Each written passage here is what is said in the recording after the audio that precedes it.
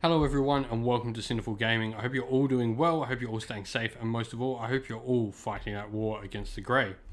Today, we're going to be looking at the points changes that we've seen from the new General's Handbook 2021. The first General's Handbook for Warhammer Age of Sigmar 3rd edition. These are the points changes we're going to enter the new edition with.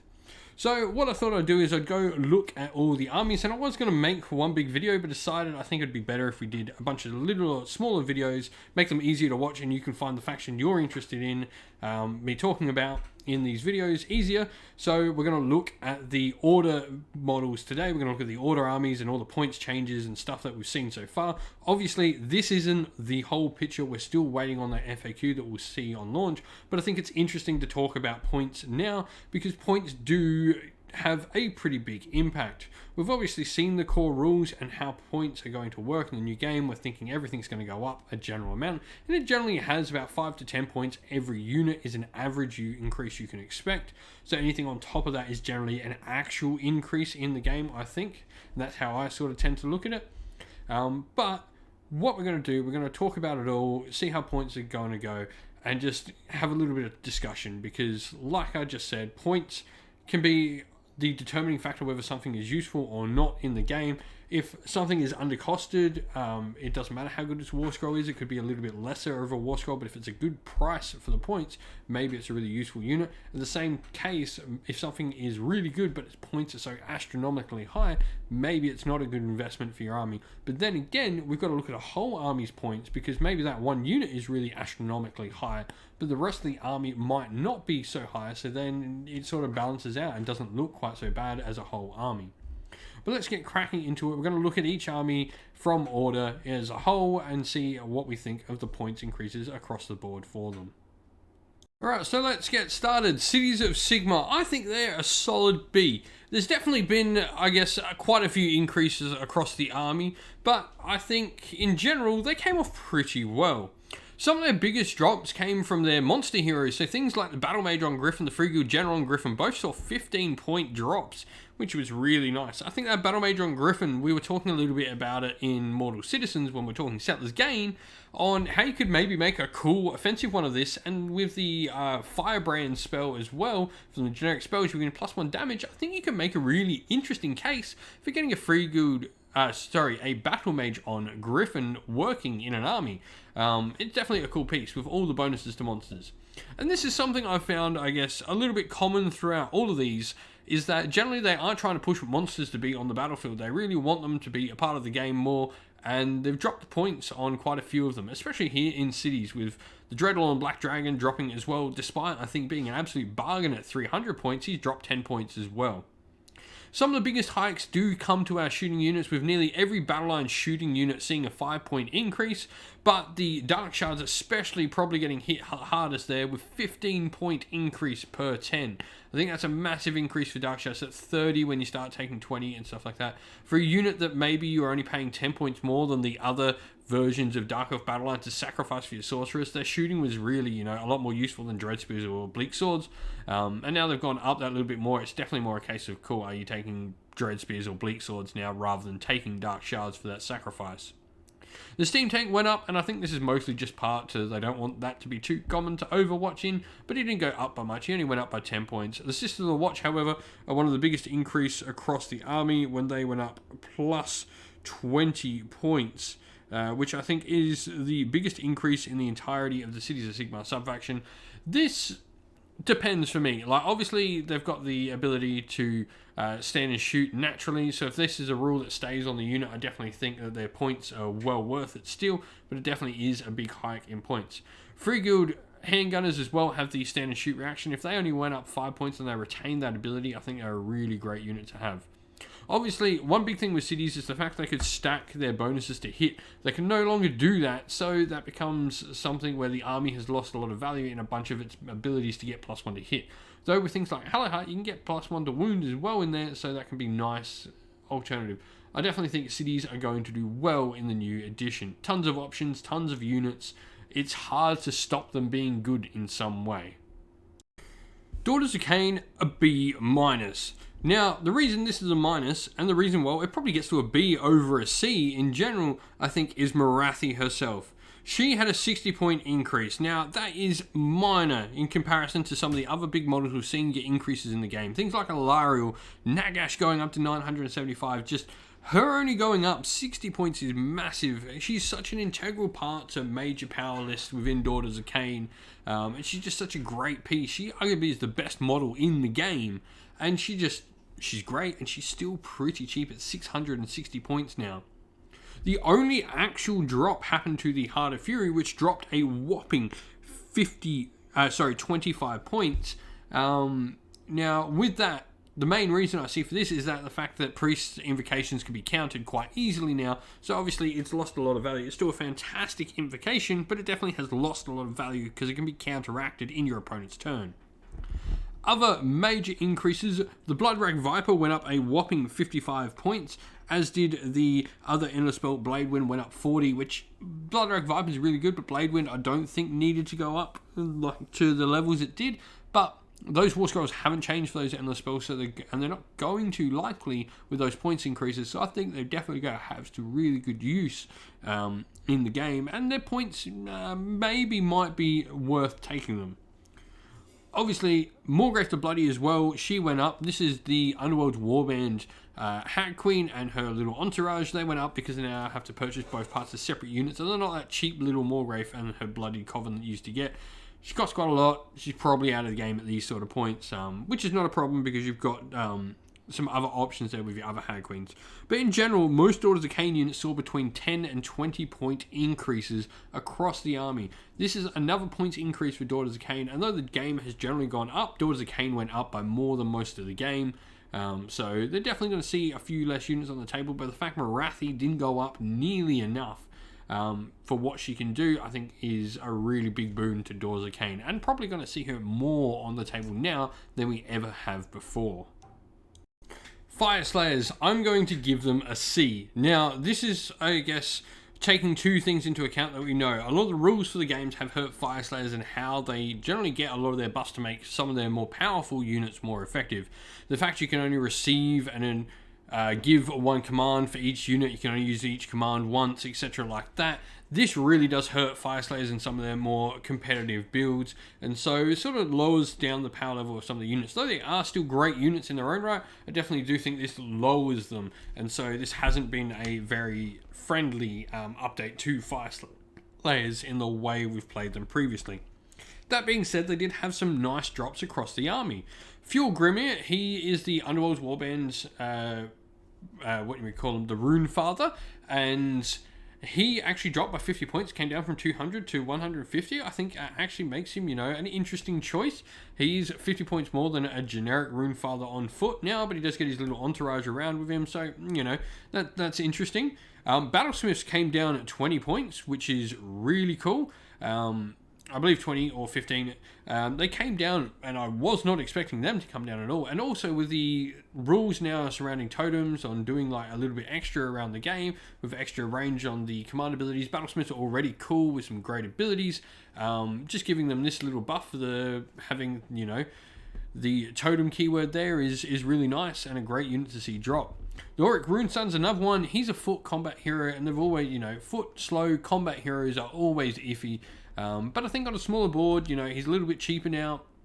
It's a nice points decrease. I still don't think you're probably going to see him all that much, but it's nice. It's definitely a move in the right direction to get those little foot heroes into the fight. Biggest hikes though, Auric Runefather on Magmadroth, and in general, all the Magmadroths went up. So Magmadroth's got a lot better. They've always been okay monsters, but I think with all the additional bonuses to monsters, they're going to get better. They're definitely going to be maybe something you consider in your Fyreslayer armies going forward. I think the Runefather and Magmadroth is really cool. Even at his higher points value, he's still definitely a great take. The biggest increase for me though for Fyreslayers is Volkite Berserkers went up 20 points from 140 to 160. This is massive. It's really going to affect how you build armies and probably push you more towards taking small 5-man units or 10-man units and using all your points to upgrade your units to bigger units with the Hearthguard Berserkers. Runic Firewall and really all the invocations for the Fyreslayers went up as well. These, people use these sort of like the particular ones, there's all the tricks with the Firewall and stuff like that people play with. all of them went up in general by a decent little amount, generally about 15 to 20-ish points. Sylvaneth-D, definitely a C for me, and probably almost bordering on C-. They've seen some massive points increases, but first let's talk about the lowerings, because there's only a couple of them there. First of all, we didn't see a points increase at all, or a decrease at all, for the Aspect of the Storm, the new Soul Raid, Underworld's Warband, or the Achillean King. None of them saw any increase or decrease, so we can get them out the way. Drops, we saw Volturnus drop 10 points, and he is actually the biggest drop in the entire army. And this is sort of, I guess, a drop because really his usefulness with only being able to issue his command once has definitely dropped. No longer are we going to have that +5 attack turn 3 coming out of Volturnus. So his value has definitely dropped there. And also the units he generally buffs have actually seen big increases. We'll talk about them in a second. But Namadi Reavers also saw a 5-point decrease, which is nice. I think they definitely needed it. They probably could have gone another 5. They're a shooting unit with not a great shooting attack, but they can have some versatility there. I think they've definitely got some play now, looking at being one of the cheaper units in the Sylvaneth-D army. For increases, the Achillean Leviathan went up a whopping 40 points. That's a big increase, but it is a really great monster. I think with all the monstrous abilities and stuff like that, Leviathans will still find their way into many Sylvaneth-D lists. Aspect of the Sea went up. Here's the combat version of the Eidolon of Mathalan. He went up a total of 25 points, which is substantial, and I don't know if he particularly needed it. They do sort of sit on that terrible line for heroes where they're just above 10 wounds, so they're not getting any of, the Lookout Sir or rules, etc. And then the big increase I think everyone's going to talk about for Sylvaneth-D is Morsar Guard. This is the combat, the offensive eels, the ones that go in and tear people a new butthole, and they saw a 25-point increase. I think this really shakes up Sylvaneth-D. Them going up to now, I get, what are they going up to? They went up to 195 points. That is massive for them. They're not particularly survivable. They've got 4 wounds, so they don't count as 2 models. Although they do have quite small bases, so playing around with units of 6 of them is actually relatively easy. So that's something good that comes out of it for them. But it's a big investment now putting into them, and you're substantially less eels on the table now just from this increase. So Sylvaneth-D got hit really hard with these points increases, but as we've said at the start of the video, seeing as the whole game went up, it doesn't seem quite as bad. When most armies went up 5 or 10, really they've only gone up another 15 on top of that. So that's worth considering as well, but they have seen big increases. Kharadron Overlords, solid A for me, and the reason for the A is because talking with a lot of my Kharadron Overlords friends, we were really expecting to get absolutely hammered with points increases due to the amount of shooting in the army. And in general, I don't think a lot of the big things with Kharadron Overlords actually got hammered, and in fact, a lot of the combat units for the army actually got increases, which pushes you further down the shooting. So, first of all, the only actual drop across the entire faction is the Etheric Navigator. He dropped 5 points. It's almost not worth even talking about. He pretty much stays the same versatile model he always was. Nothing about him changes at all. Biggest hikes, though, I think are definitely worth mentioning. And for me, the big one is the Archanaut Frigate going up 30 points. This is massive. That puts the Archanaut Frigate up to 250 points. That's big. It really does hamper, those people who were talking about running the all-frigate armies. I guess with some of the abilities of it and the decent amount of shooting power it's got, maybe it went up a worthwhile amount of points. Be interesting to see if it gets any new rules and how Fly High interacts with some of the battalions. Yes, I know there's been talk with Kharadron Overlords players and some of those Realm of Beast battalions and how they might work. So we'll wait and see what happens there. The Grunstock Gunhauler also went up 25 points. The airships going back up is massive. I think you'll be seeing less of them on the table, which is sad because for me that is what I want to see on the table when I both play and play against Kharadron Overlords. I want to be fighting dwarves in airships. And then the Endrin Riggers went up 20 points, which is quite substantial for me. because they were the same points as Skywardens, who did themselves also go up 15 points. This is another army like Daughters of Khaine, where we saw 10 to 15 point increases across the army, but I think we're expecting a lot worse.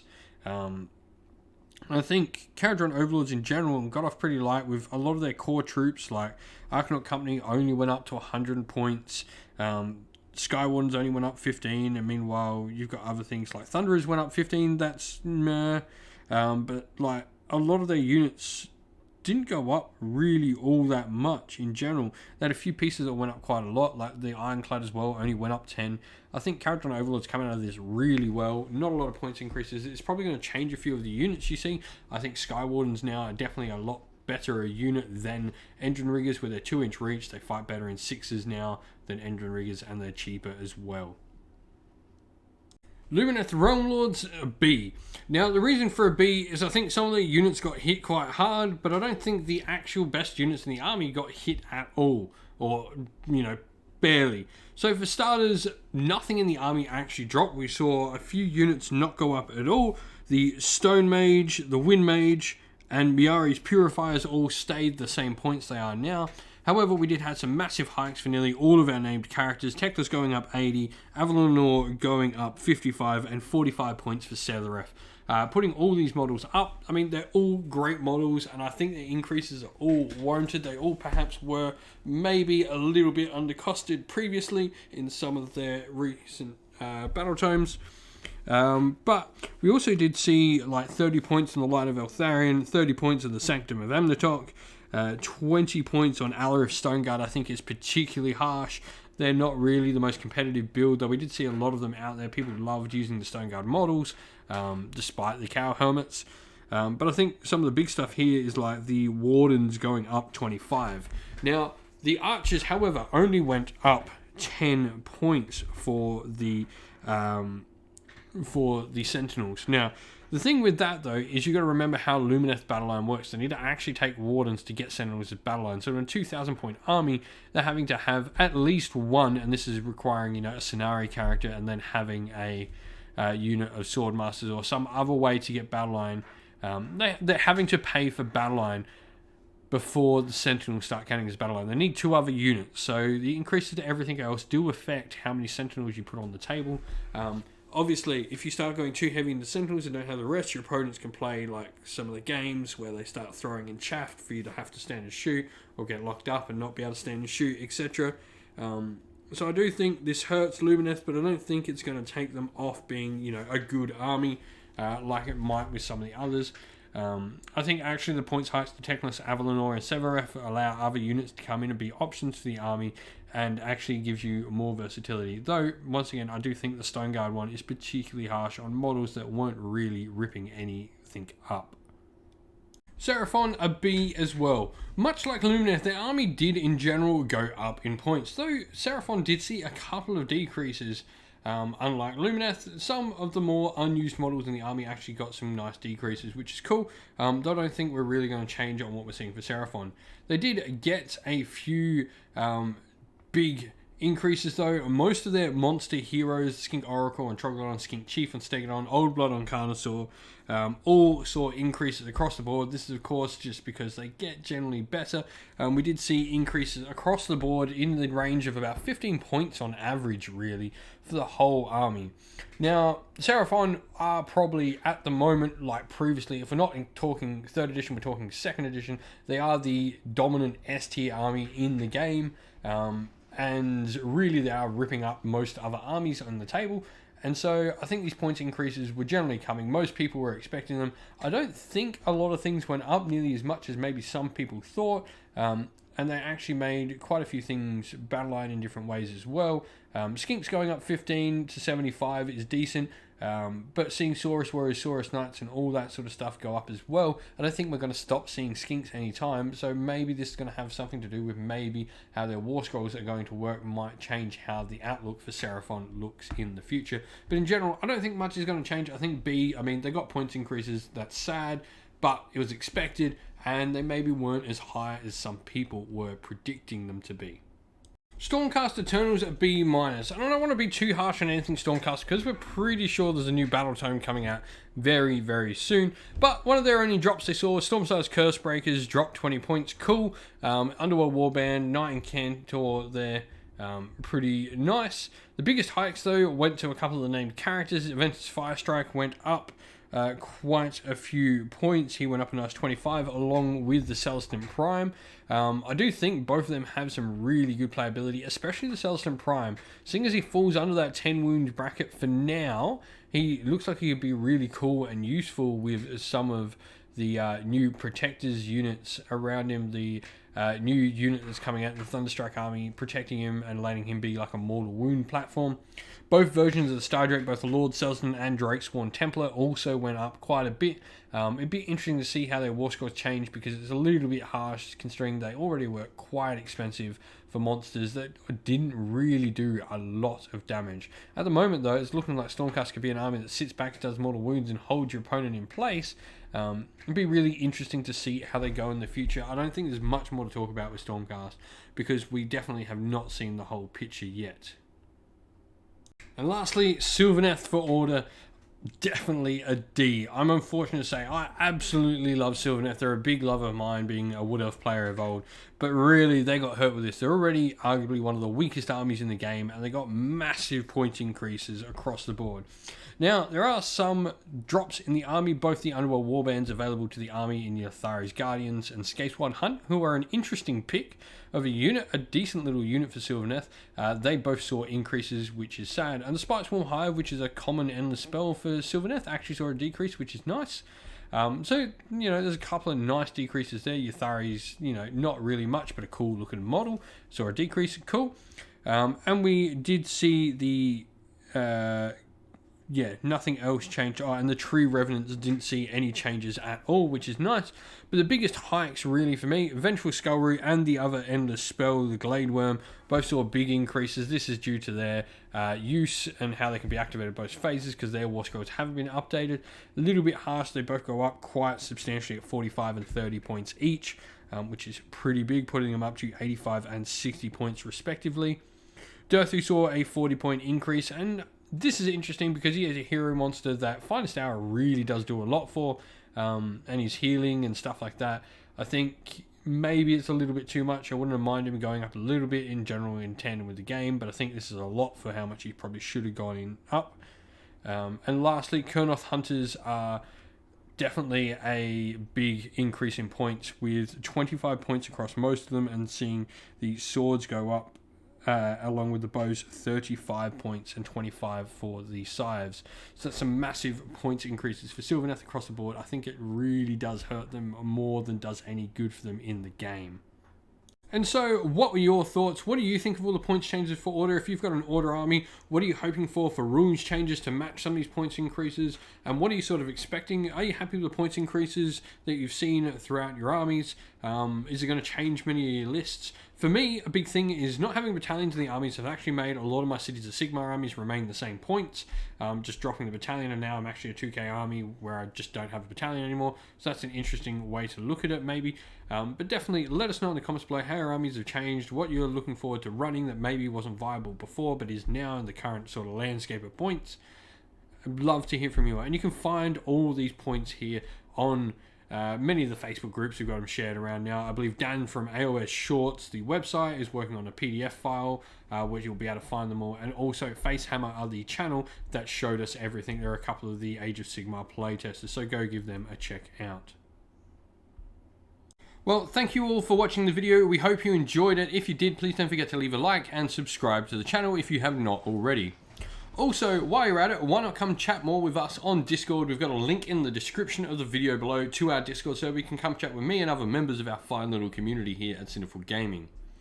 Lastly, we'd like to give a shout out to everyone who helps support the channel in various different ways. First of all, to our Patreon members, Christian Weir, James Soren, Chaos Spawn, AJC, Kenny Lowe, Outer and Shot First, James Crowder, Andrew Bowen, Nathan Fee, Tim Newman, The Rising Ape, Cure Dynamic, Agu, Anthony B, MJ, and Dyna226. Thank you to, as well, our YouTube members, Green Roots Gaming, Fire Titan, Steve T, The Real Zeop, Chris Wallace, Turriot 12, Vinny, and Lock Lorick. And a special thanks to our artist who does all the channel art for us, Lady Witchfox Art, thank you very much. And to our Discord moderator, Xmorphic, you do a fantastic job on Discord for us as well. Thank you all, everyone, for watching. If you'd like to help support on Patreon or YouTube member or help support the channel in another way, you can do so by following one of the links in the description of the video to Patreon or YouTube members, or go buy some Sinful Gaming merch from our Teespring store, also linked in the video's description. That's it for today, everyone. Thank you again. Stay safe, stay well, and most of all, keep fighting that war against the Grey. Ciao for now.